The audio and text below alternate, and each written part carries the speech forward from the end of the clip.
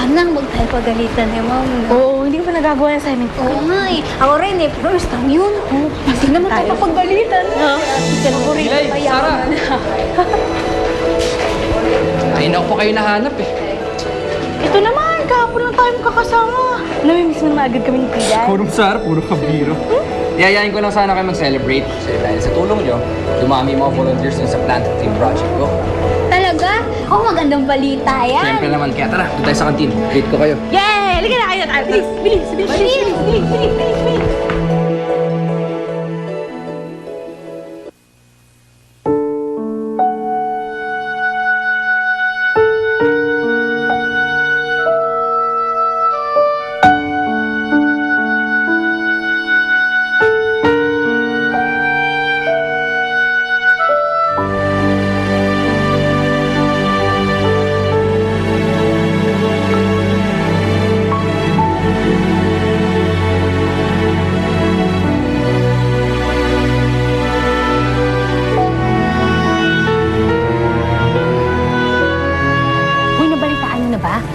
Simbahan malapit dito yung location ng shooting yung urang mamaya. Talaga? Diyos ko, hindi natin ito dapat palagpasin. Kailangan pumunta tayo dun. Kailangan makita natin si Ora. Oo, kaya mamaya didiskarte tayo.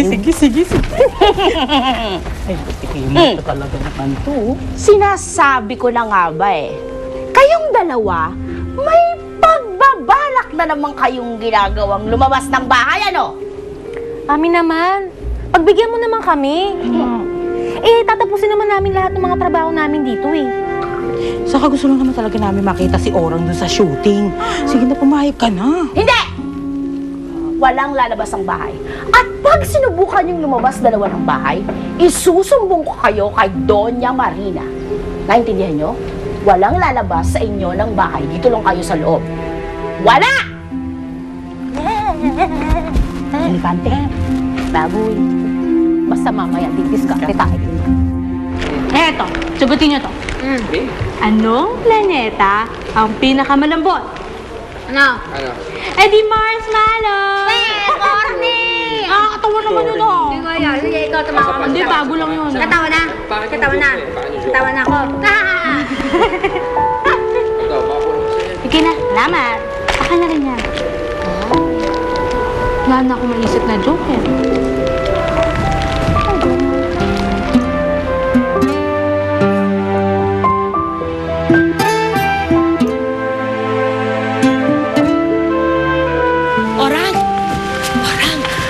Orang, napag-aralan mo na ba itong eksenang to? Alam mo na mangyayari? This is one of the highlights of the movie. Kailangan galingan mo talaga dito ang pag-arte. Give it your best! Si Direk, nagre-reklamo na sa'yo, ha?